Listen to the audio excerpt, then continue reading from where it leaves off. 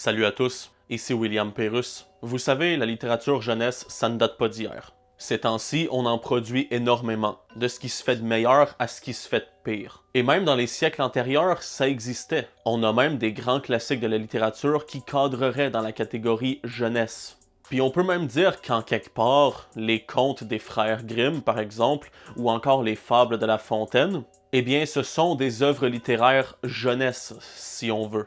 Personnellement, la littérature jeunesse, c'est un genre que je n'aime guère. Hormis quelques titres qui m'ont saisi par leur qualité et leur pertinence, c'est un genre que j'évite habituellement. J'aime pas vraiment ça. Mais récemment, j'ai remis la main sur une collection de livres jeunesse que ma mère me lisait quand j'étais un petit cul. Pis ouais, c'était quelque chose. Il s'agit des livres de la collection Croque-la-Vie.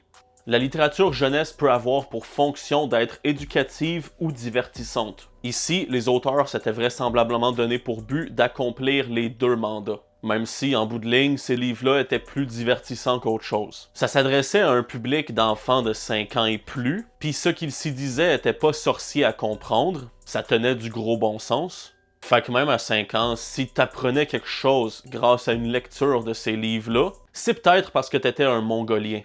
Mais bref, la collection Croque-la-Vie abordait des thèmes assez intéressants, certains même importants, tels que le divorce ou l'intimidation, ou encore le vol. Puis d'autres avaient des thématiques un peu plus bateaux, comme les gros mots ou l'amour. Il est en amour, hostie! Crise de tapette! Puis ce que j'aime particulièrement avec cette série de livres-là, c'est qu'aujourd'hui, certains de ces titres passeraient pas le filtre censeur des Sensitivity Readers. Je pense notamment au tome Samira se moque des gros. À cette heure, ça gueulerait, ça s'offenserait. Non, mais faut pas dire gros, faut dire personne en surpoids, personne taille plus. Sauf si c'est des hommes, là on peut continuer de les traiter de gros crises de tas de graisse sans problème. Bref, ces livres-là avaient 4 protagonistes, 4 amis, 4 enfants, afin que les enfants puissent s'identifier évidemment.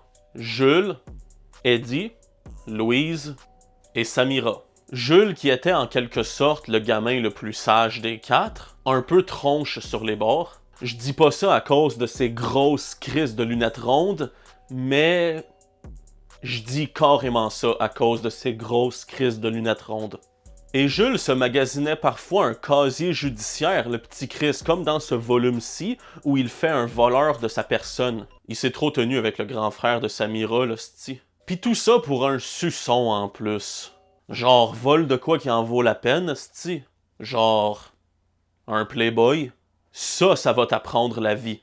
Eddie, qui était un peu le voyou de la bande, même s'il lui arrive de goûter à sa propre médecine. La littérature jeunesse qu'apprend le karma à nos enfants. Ils ont pas honte de leur mentir de même. Louise, qui était un peu la fille sage de la bande, mais qui avait aussi ses travers et qui pouvait se montrer parfois assez mesquine. Et puis Samira, que je résumerai pas parce que je suis raciste.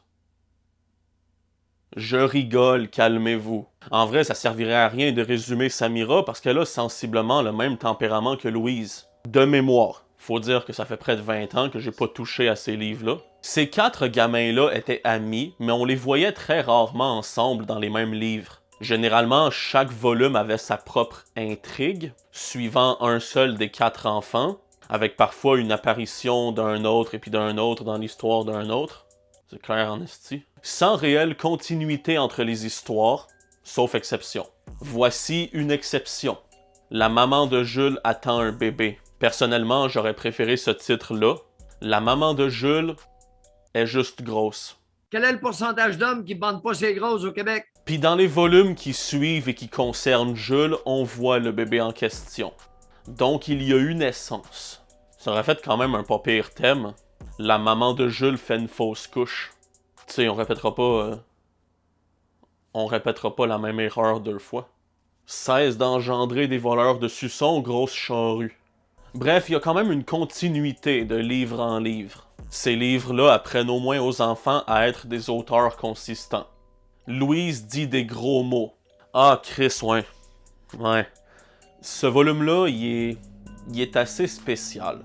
Dans le fond, Louise apprend en passant à côté de deux bonhommes louches dans la rue à dire des gros mots. Oh, livre, Puis elle va faire tout ce que ces débiles d'enfants font quand ils apprennent un nouveau gros mot, le répéter absolument partout, tout le temps.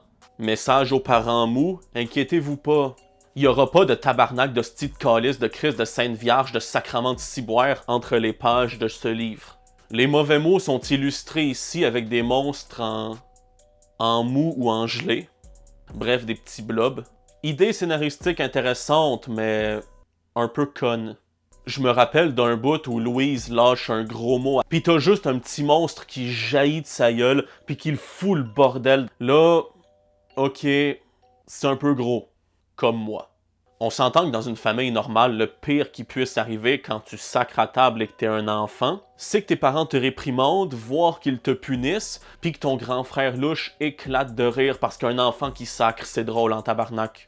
Là, changeons de registre, changeons de personnage et parlons d'Eddie. Eddie, je vous l'ai dit, c'est un petit Chris. Puis en plus d'être un petit bum en devenir, il est roux. Il a vraiment tous les défauts, cet hostie-là. Puis surtout, c'est un glandeur. Eddie est toujours devant la télé. Cette série de livres-là a au moins le mérite de sensibiliser nos jeunes sur les vies que mènent les BS. Puis pourquoi dans la télé, il y a une espèce de créature qui semble être un hybride entre Peppa Pig puis Caca Boudin? L'un des seuls livres de cette collection où on voyait toute la gang ensemble, c'était celui-ci. Eddie fait des bêtises. Dans ce livre-là, tous les 4 enfants sont réunis chez Eddie pour jouer ensemble et blablabla. Les auteurs lâches auraient quand même pu s'inspirer de Stephen King, prendre exemple sur le classique qui est devenu ça, et partouzer un peu ce volume-là, ça aurait été intéressant. Mais bref, comme je disais, tous les enfants sont réunis chez Eddie, puis ce dernier, ce petit Chris de cave-là, il arrête pas de faire des niaiseries. Il fait de la merde, il gosse sa mère, puis il gosse même ses amis à certains égards. En plus de nous confirmer qu'Eddie est un petit Chris qui va ultimement finir en centre jeunesse et que Jules est capable d'imiter Regan de l'Exorciste. Ce livre-là avait pour unique intérêt de montrer à sa toute fin Jules qui se fait chier sur la tête par un pigeon. C'était con de même. À ces livres-là étaient joints des livrets de conseils destinés aux parents. Pour d'évidentes raisons, je ne les ai pas lus dans le temps, mais apparemment les conseils qu'ils contenaient étaient assez simples et évidents. En gros, n'importe quel parent sensé aurait pas eu besoin de se les faire dire. Genre, nourris ton enfant, s'il pleure, va le voir, et brasse-le pas quand il est bébé. Des affaires de même. Des livres de cette collection-là, j'en ai lu pas mal étant enfant, mais j'aimerais qu'on passe en revue certains de ceux que je n'ai pas eu la chance de découvrir. C'est parti. Louise ne veut pas dormir. Hey, la conne! Dormir, c'est tellement le fun! Hostie que les enfants sont tâches. Dormir, tu vas réaliser ça quand tu vas te retrouver sur le marché du travail, c'est ta récompense après une éreintante journée. Parce que... Not working is cool. Chris, Samira ne veut pas aller à l'école. Inquiète-toi pas, t'es dans la génération où, adulte, tu vas pouvoir gagner ta vie avec OnlyFans. L'école, ça sert à rien. Eddie va à l'hôpital. Chris, que je suis pas surpris. Pis c'est-tu juste moi où il a l'air trop content d'avoir le bras plâtré? Ceux qui ont lu les livres, vous le savez qu'Eddie était pas le gamin le plus enjoué. C'était pas le gamin avec le meilleur caractère de tous. Fait que pour qu'il y ait un esti de gros sourire de même étampé d'en face, je me demande juste... Chris, qu'est-ce qu'il a fait? Pour moi, il s'est pété le bras en poignardant quelqu'un, je peux pas croire. Non, en étripant quelqu'un dans un char de course en marche, à 200 km/h. Non, en headshotant toute une taverne de criminels à la façon Boucher de la Taverne Rouge. Non, en défenestrant quelqu'un du haut d'un gratte-ciel. Je vois pas d'autre explication. C'est un roux, vous le voyez bien qu'il est pas net. Mais t'es pas net, non? Mais si, je suis très net. C'est-tu lui qui a défenestré le Don Gambini? Louise et Samira se disputent. Celui-là, je vous le cacherai pas, j'aurais aimé le lire. Il devait être drôle en tabarnak. Louise ne veut pas manger à la cantine. Ben écoute, Louise, c'est ça, ou manger derrière une porte fermée, barrée à double tour, dans le bureau du directeur Tancred. Sauf que dans son bureau, c'est pas des C'est pas des patates douces pilées pis des asperges que t'aurais mangé. Eddie s'est perdu au supermarché. Le connaissant, c'était volontaire. Jules adore sa babysitter. Wow, adore. C'est-tu moi ou le mot est gros en crise? Comme moi. Je veux dire, il l'apprécie pas, il l'aime pas, il l'adore. Jamais des mots aussi fanatiques, voire obsessifs, ont été prononcés pour sa petite sœur ou pour ses parents. Disons que Jules y a les priorités aux bonnes places. Pis c'est-tu moi où le corps de la babysitter est extrêmement mal proportionné? On s'entend qu'une jambe humaine, c'est composé d'un mollet qui fait à peu près la même longueur que la cuisse. Fait que sachant ça, sa cuisse peut pas se rendre plus loin que là, derrière le dos de Jules. Fait que tout le reste, c'est son hostie de long corps. Chris, je crée bien qu'il adore sa babysitter, c'est une succube qui a pris une forme humaine pour l'envoûter. Non, en vrai, j'avoue que moi aussi, j'y ferais pas mal à la pute. Samira s'habille toute seule. T'as-tu besoin d'un petit coup de main? Well, Have you ever, been with an older man? Le petit oiseau de Jules est mort. Celui-là, je l'ai pas lu, mais j'ai lu sa suite directe. Le papa de Jules a préparé du Kentucky. Celui-là, il était pas pire. La maman d'Eddie a un amoureux. C'est-tu moi ou ça ferait une bonne préquelle au film Le Beau-Père? Bon ben, c'est ça qui est ça. C'est dommage que la série soit discontinuée depuis un méchant bout, parce qu'honnêtement, il y avait des bons titres. Puis c'était 1000 fois mieux que toute la merde jeunesse qui vendent en librairie maintenant. Ce qui fait que Make Littérature Jeunesse Great Again.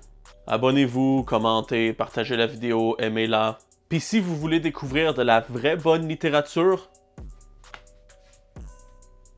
tous mes livres sont disponibles en description. Foncez, c'est de la bombe. Salut. Unpopular opinions got us caught up in the craziness and hating one another, but we're all just homo sapiens. Someone's always gonna hate you no matter what. Might as well just be yourself and let people think you suck. Opinions are like buttholes, everyone got one they cover up, and all you gotta do is follow through when you yelling that you don't give a fuck. I ain't letting anyone piss in my cornflakes. Stay the hell on my face and I will stay out of your way. I know that life is cruel and lately it ain't fair at all. You hate your job, your phone is lost, there's evil men and racist cops. Yeah, I don't care if you're black or white or gay or straight or old or young or smart or dumb or where you're from or what you make. The only thing I care about is living like I'm not afraid of dying while I'm sleeping, so I seize it while I'm still awake. We're so angry.